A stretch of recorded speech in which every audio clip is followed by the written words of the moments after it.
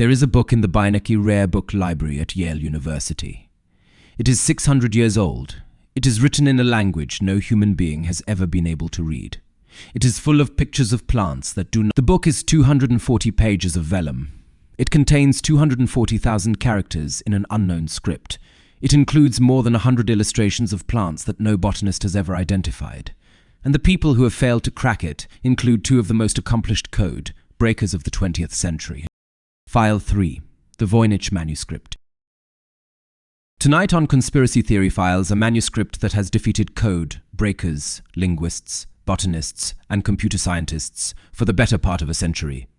A book that may be the most important undeciphered. In 2009, the University of Arizona's Accelerator Mass Spectrometry Lab carbon dated 4 samples of the manuscript's vellum. The results, a tight range between 1404 and 1438. The book was made in the early 15th century, in Europe, on calf skin, by someone who had access to a great deal of good vellum and a great deal of time. The book has 6 sections. A herbal section, plants that do not exist. An astronomical section, circular zodiac diagrams that no astronomer has matched to any known constellation set.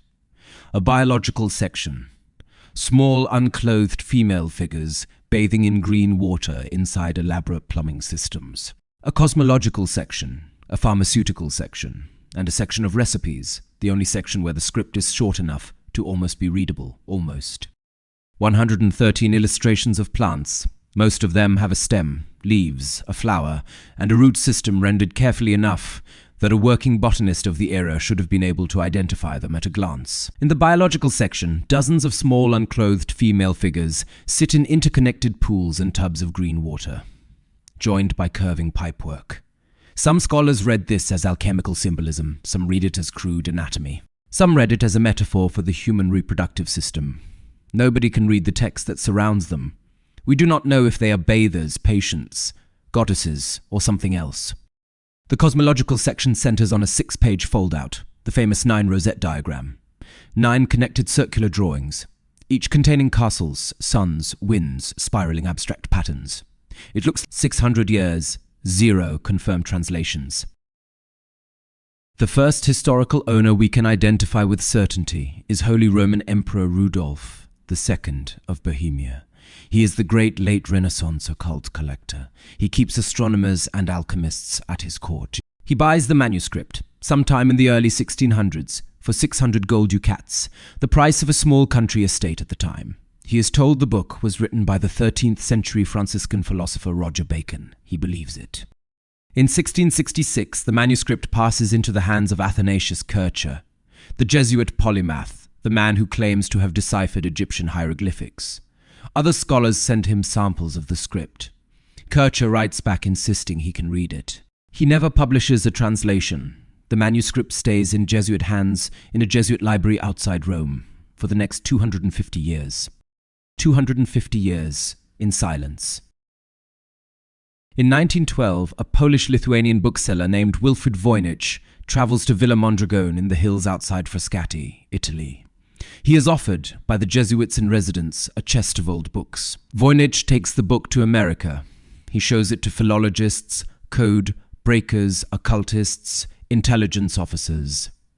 Every one of them gives the same answer: I can read other manuscripts. I cannot read this. He dies in 1930. The book passes through several owners. In 1969, it is donated to the Beinecke Library at Yale, where it has been catalogued ever since as manuscript 408. If you visit the Beinecke today, and the public is welcome, you can request to see the manuscript. The librarians will gently set it on a velvet cradle. They will hand you a pair of white cotton gloves. They will not tell you what the book says. They cannot. Nobody can. The catalogue entry reads, simply, anonymous, unknown script, 15th century, 240 leaves of vellum. Here is the case against the manuscript being a hoax. Here is why 600 years of brilliant people have not been able to walk away. Anomaly number 1, the script behaves like a real language. Letter frequency analysis matches the pattern of natural human languages, including the way short words repeat near common topics, and the way certain letter combinations cluster predictably. Random characters do not do this. The text in the Voynich manuscript behaves like it is saying something. The text follows Zipf's law, the statistical signature that all natural languages exhibit, where the second most common word appears about half as often as the most common word, and so on down the curve. The Voynich text follows this curve perfectly. Hoaxers in the 15th century did not know Zipf's law. Zipf's law would not be discovered for another 500 years. It behaves like a real language. Anomaly number 2, the entire manuscript is written in a single consistent hand. The same script, the same ink, the same precise calligraphic style across 240 pages. Anomaly number 3, the plants. They are drawn in the careful style of a working medieval herbal, but they do not match any real species. Some show traits of multiple genera spliced together. Some show roots clearly drawn from life, too detailed to invent, attached to leaves and flowers that are not, as if the artist was carefully drawing real botanical specimens from a place we do not have access to. Anomaly number 4, every reasonable candidate language has been tested against the manuscript. Latin, Greek, Hebrew, Arabic, Aramaic, Coptic, Mandarin, Sanskrit, Old Slavonic. Constructed languages of the period, Esperanto, style precursors used by Renaissance occultists. Each one fails. The text does not match the statistics of any of them. It also does not match the statistics of any of them transliterated through any reasonable cipher. In the 1940s, two of the greatest code breakers in the history of American intelligence, William Friedman, who breaks the Japanese purple cipher, and his wife Elizabeth Friedman, who breaks runner ciphers for the Treasury Department.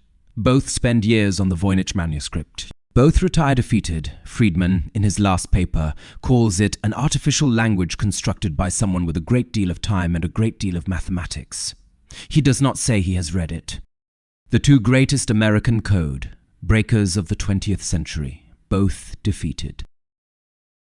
In the 2020s, multiple research teams have run the manuscript through large language models and statistical decryption frameworks. The results, no confirmed translation has held up to peer review. Multiple candidate decryptions have been. So what is it? There are 4 serious theories. Here they are. Theory 1. It is a cipher. A genuine medieval document, encrypted by its author, perhaps a working herbalist, perhaps a court physician, perhaps an alchemist, using a system that has been lost. The script is then a substitution code, possibly with deliberate distractor characters, possibly using multiple alphabets simultaneously. The theory has a great deal of expert support. It has also failed every attempt at decryption. Theory 2. It is a constructed language, an artificial vocabulary and grammar invented from scratch by a single brilliant, and almost certainly mad, Renaissance scholar. Friedman's final hypothesis. The pattern of repetition, the statistical regularity, and the consistency of the script are all consistent with someone having sat down with a system in mind and produced a long document in it. Why? Possibly to sell to a credulous emperor, possibly out of pure obsessive intellectual play. If theory 2 is correct, the manuscript is the longest, most consistent, most labor-intensive piece of art. Object hoax in the recorded history of European book making. Theory 3. It is a real language, but one we have entirely lost. A small medieval European linguistic community. Perhaps a Manx style isolate, perhaps a Mozarabic dialect, perhaps a non-Hindu. European Romani precursor that used its own script for its own internal records. And that has been so completely erased that no other surviving document is written in it. If true, the Voynich Manuscript is the only surviving artifact of a vanished medieval people. In 2013, a retired botanist named Arthur Tucker, working with a researcher named Rexford Talbot, identified what they argued were 16 pre-Columbian Mesoamerican plants in the Voynich illustrations, and proposed that the manuscript was written in a Nahuatl-derived script. The proposal was peer-reviewed. Other botanists pushed back. Other linguists pushed back. The matter has not been settled. It is in print. It has not been disproved. Theory 4. It is a hoax. Specifically, a high-end intellectual hoax, commissioned in the early 1600s, sold to Rudolph II for 600 gold ducats, by someone who knew the emperor would pay almost anything for a book once owned by Roger Bacon. The script, nonsense designed to look real. The plants, pure invention. The figures, stylized to evoke alchemy without saying anything specific. The mark, a credulous emperor. The con, the most successful piece of vellum forgery in European history. The strongest argument against Theory 4 is the cost. A hoax that produces statistical regularities matching Zipf's law, 5 centuries before Zipf's law would be formalized, is either an enormous lucky accident, cipher, constructed language, lost language, hoax. Most defensible answer, taken across all the evidence, probably an artificial language constructed in the early 15th century by someone with a deeply systematic mind, possibly for personal or sectarian use, possibly with elements of cipher inside it, written carefully by one hand over a long period, with botanical illustrations drawn either from imagination or from a private herbal we have lost. Not almost certainly a real language with native speakers. Almost certainly not a literal record of a vanished people. Probably constructed, probably one mind. Definitely a real book. What we still don't know. Number 1. Who wrote it? The manuscript bears no name, no signature, no marginal note identifying the author, not on a single page in 240 pages.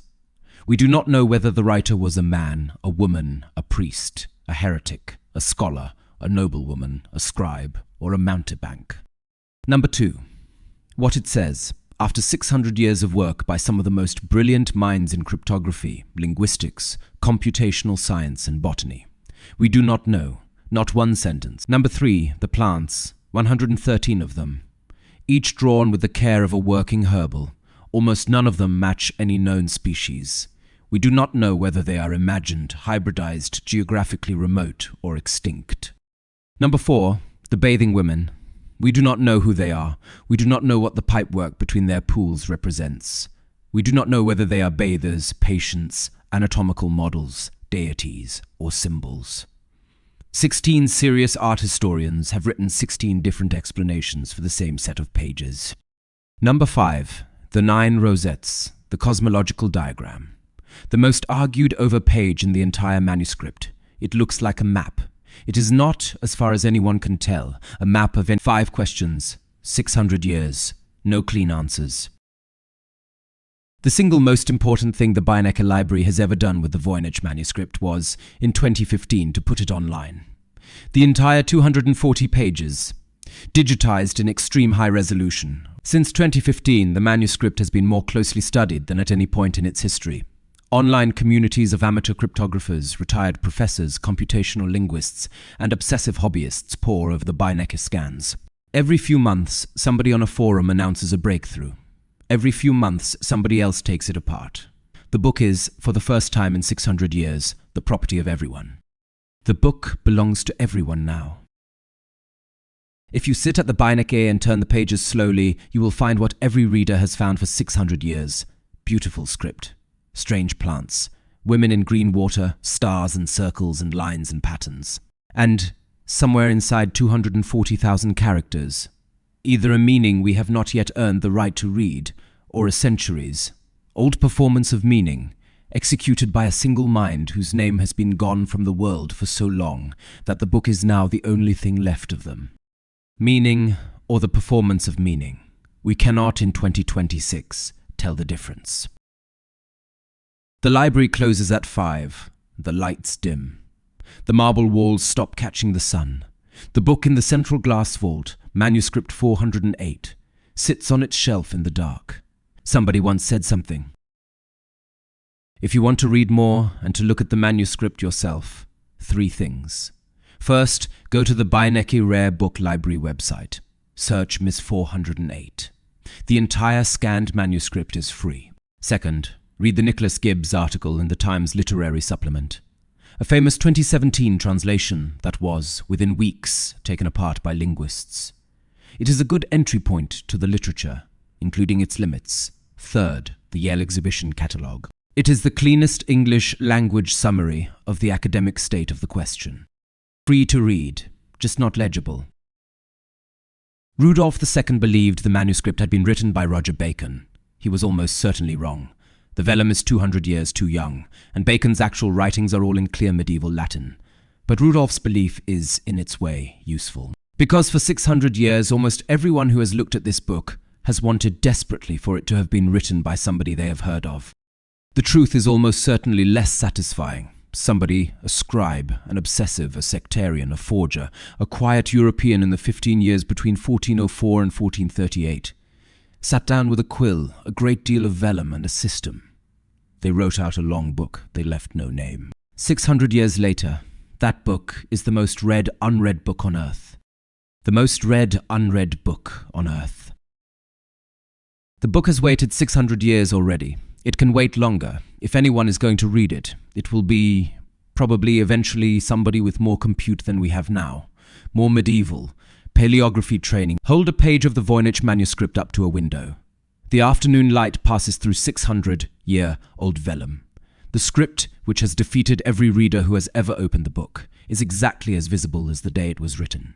Whatever it says, it has been saying it the entire time we have been failing to read it. It has been saying it the entire time. This is File 3, the Voynich Manuscript. It is a real book. It was made by a real person. It says something. We do not yet know what. The book is in a glass vault on the campus. Some files don't close. Sooner or later, every reader closes the book. The vellum settles back. The script returns to private silence. The light goes off. The book becomes one of 13 million volumes in the building. Tomorrow, somebody else will come ask the librarian if they can see it. The librarian will say yes. The whole thing will start again. The book starts again, every day. The list of confidently published, peer-reviewed, subsequently disproved translations is now several pages long. The wisest thing said about the manuscript may have been said by the linguist Lisa Fagin Davis. Any decryption that claims a single solved sentence and stops there is, almost by definition, wrong. The book is either entirely solvable or entirely unsolvable. There is no halfway in. Entirely solvable or entirely unsolvable. No halfway in. On the day the manuscript is finally read, and someday it will be, the building will look exactly like this. The vault, the marble, the light. The book, somebody will email the Beinecke. The library, if you want the next file, subscribe.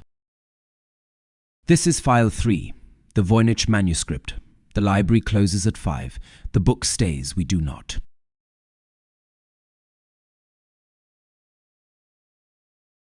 Some files don't close. Next week, the CIA, 20 years of LSD, electroshock, and prisons. A program that ran from 1953 to 1970. 3, a program whose records were ordered destroyed in 1970. File 4, Project M. Cultra, next week.